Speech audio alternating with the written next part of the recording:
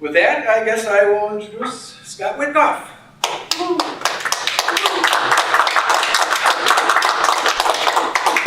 I'm actually just glad all of you showed up. Oh, me too. Because, no, I mean, let's be honest, right? After the last election, what the hell do we do now? Right? We knocked on all the doors.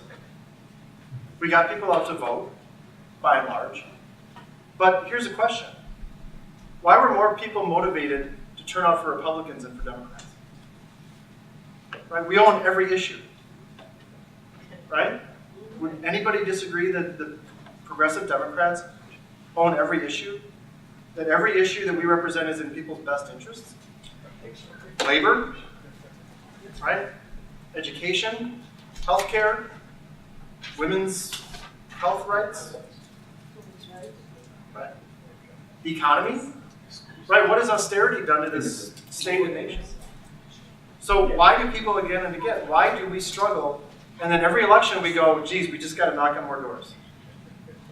You know, or Mark Pocan's press release when he was named vice chair of the Progressive Caucus in Washington, saying we need to make sure that we communicate the issues better. If people just understood our stand on the issues, we'll win elections. How long have we been saying that? Long time, right?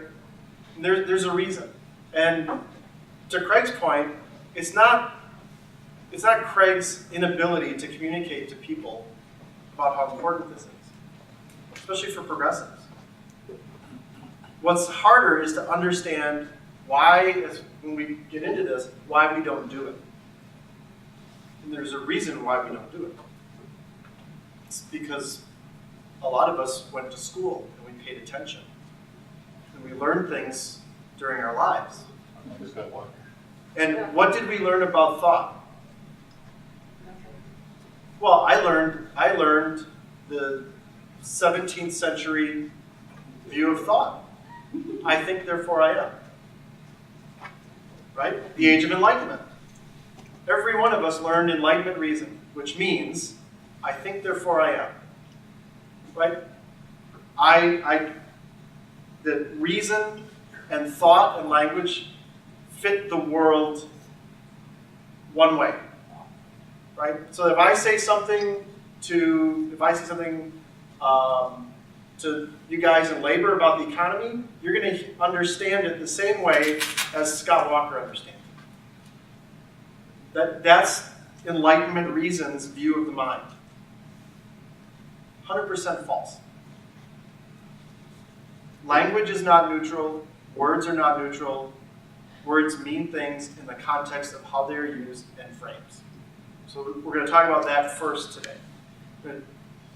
Because you need to understand how your mind works and how other people's minds work before you can communicate effectively. So that's number one. Second thing we're going to do is we're going to look at the differing views of democracy based on the way people view the world. And there's two. There's conservative and progressive.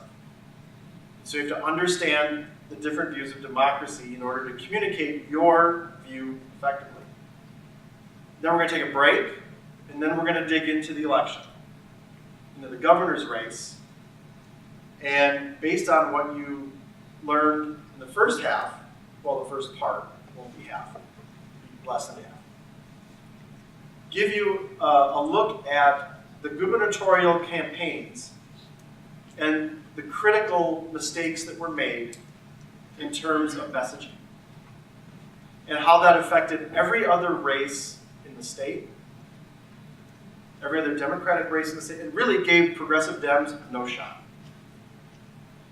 And then we're going to have a little participation area where I'm going to ask you what your message would be for the next campaign based on what you've learned, the mistakes made, and see if you can get an idea formulating about what a unifying message is.